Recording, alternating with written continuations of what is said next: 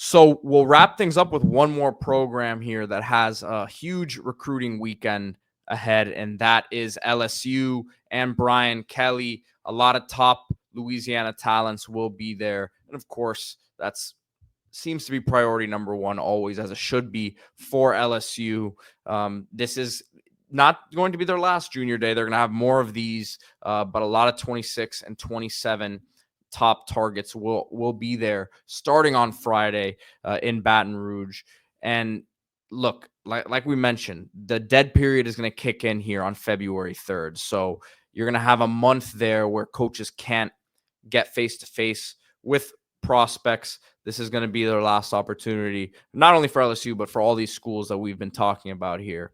But we'll start with the number one safety in the country, 5-star Blaine Bradford. Yeah, if you're LSU, first of all, state of Louisiana, it goes without saying, you want to dominate there. LSU, I think, of all the programs in the country, has historically done the best job of keeping its best players home. You're never going to bat 100 there when you're in a talent-rich state where everybody's trying to get to. But if you're comparing LSU to Alabama, Georgia, any of the Florida schools, even Ohio State, schools like that, Texas, I would say the best program historically at keeping their play, and I've heard coaches say the same thing in confidence talking to guys, is LSU. Last year, number 7 class in the country, a very good class, and you did pretty good at keeping your local talent home. Harlan Berry, JT Lindsay, Teron Francis, but you lost some, right? And not all these guys were pursued full bore by LSU. So LSU fans in the comments, I understand that, so don't jump on me. But you did have Jakeem Stewart going to USC, Devin Harper going to Ole Miss, Jabari Antoine going to University of Miami, James Simon, Texas, and then Michigan sliding in to Jacob Washington and Jasper Parker, the running back. So you want to secure the top players, and that starts with Blaine Bradford, a guy who is very much from Baton Rouge, so start there. But this guy is a physical, instinctive player, great closing speed, just great decisiveness when he sees in front of him to attack, which is what you want at that position. His brother Jacob signed with LSU in 2025. That's a good start. There's a big relationship between the staff and Bradford. Alabama's in there, Notre Dame's in there, Ohio State's in there, Oregon. He was at Eugene this past weekend. But I think this is a guy that he plays like an LSU Tiger. You've seen safeties like this come out of LSU for years, going back to LaRon Landry and guys like that. I mean, this is a guy, he does have coverage skills, as you see here, but I think really where he makes his money is in the box with his just decisiveness and ability to close distance in a hurry, as you see right here going to the sideline. Boom. Just cut that with a lesser safety. That type of play is a 6-7 yard gain, but Blaine Bradford's ability to close distance and tackle, I think, is pretty unique in this class and really in recent classes. A lot of people think the best player in the state of Louisiana is Lamar Brown, who will also be on campus. Yeah, you look at Lamar Brown, interior guy, always had a good relationship with LSU. He's been on campus a ton, arguably the best interior offensive lineman in America. You look at the schools after him, Texas A&M, Alabama, but this is someone who's been to the games at Death Valley. He's been in the facility, also visited Texas A&M quite a bit, also taken an official to Alabama. So this is not someone who is a lock, but someone who, if you're LSU, you got to close out on. You're a team that prides yourself on being physical up front. And I got to be honest, I thought LSU this year, you had the dynamic quarterback in Garrett Nussmeier. You produced on offense, but I thought the physicality was lacking a little bit. You watch games like Florida. I think LSU could have done more in games like that to control the game with physicality. And a guy like Lamar Brown, who's not overwhelmingly huge, but is athletic, is productive. You see him playing right tackle, projects as an interior guy. You see him on those combo blocks, getting to the second level easily.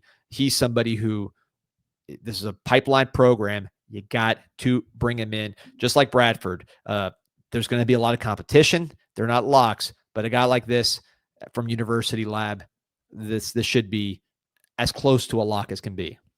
The number 5 player in the state of Louisiana, Jabari Mack, is going to be visiting, and he's a wide receiver. These are his sophomore highlights, so doesn't have his junior highlights up yet. But look, this is a guy who's wanted by the likes of Oklahoma, Florida, Texas A&M. He's very high on them, but LSU has been on this guy for a while, and he's one of their top priorities for this class. Yeah, from Destrehan, which if you talk about the biggest misses in LSU history, Ed Reed, right? Probably the biggest of all time from Destrehan. Mack is somebody who really likes Texas. Quote, he told 247, he said, right now I'd say Texas and Texas A&M. They're big for me. Starting to really like Texas a lot. Just visited Texas. He says staying close to Louisiana is not his main priority. He's open to going out of state. So, someone to keep your eye on. You lost Bryce Underwood. He would have been a big attraction to some of these wide receivers. So talk about guys who you maybe don't feel as good about. Mack is probably one of them, but somebody who get him on campus and recruit the heck out of him. That's all you can do at this point. So as we continue going down the list here, again, big weekend in Baton Rouge for LSU, talking about some of the guys who will be there.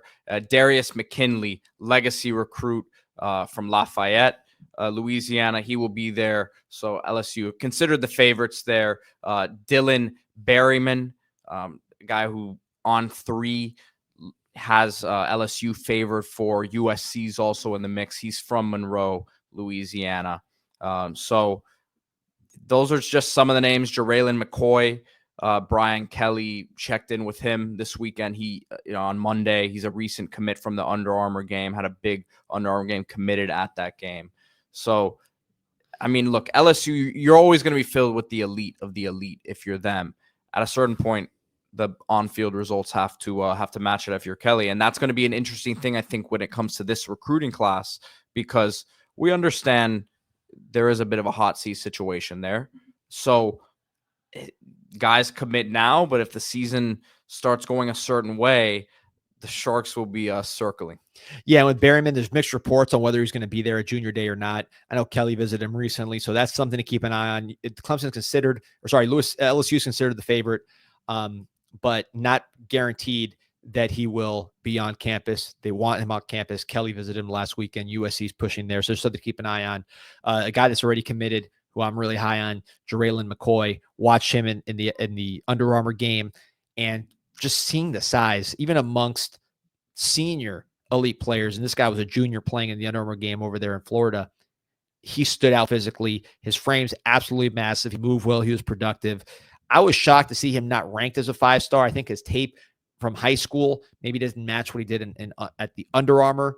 That could change with his senior year, but he's someone to keep an eye on as potential impact guy. I certainly thought he looked like a 5-star that week in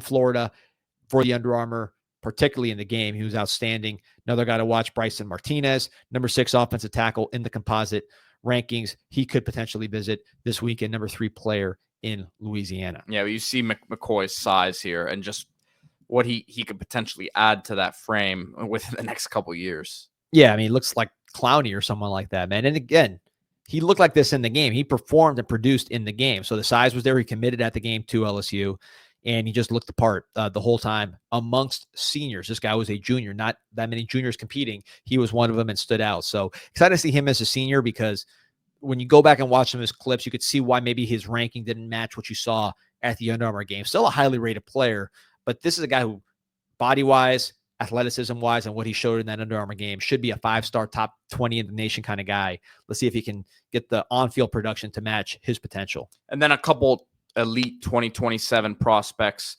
to keep an eye on who are expected there this weekend. Peyton Houston, who recently visited Florida State, and now he's going to be headed from Shreveport to Baton Rouge for that trip this weekend. And then tight end Ahmad Hudson, another 2027 prospect, who's the number 1 tight end in the country in 2027, according to On3, and is the number 2 player in Louisiana for 2027 behind quarterback Elijah Haven. Yeah, look, you got players at both these positions starring, right? You have a quarterback who's going to be a top 1st-round pick next year projected. You got a tight end who's going to be one of the top 3 or 4 tight ends in a loaded tight end draft. Somebody who's probably not going to last past round 2 in Mason Taylor. So these are 2 positions you can sell recent production in.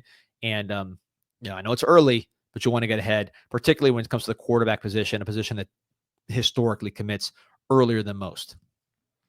big weekend for recruiting, man. We'll see if there's some commits to cover over the weekend. Hopefully there is, if you're a fan of any of these programs we just spoke about, but I have a feeling there will be. So keep it locked on Group Chat Football Live, Group Chat Sports. Remember to hit that like button, subscribe to the channel. We'll keep you guys updated throughout the weekend if anything major happens recruiting-wise. And again, this is our daily show. So if you want this sort of national coverage, then we got that here at Group Chat Sports and, again, Group Chat Football Live. Thank you all for joining us today. See you tomorrow.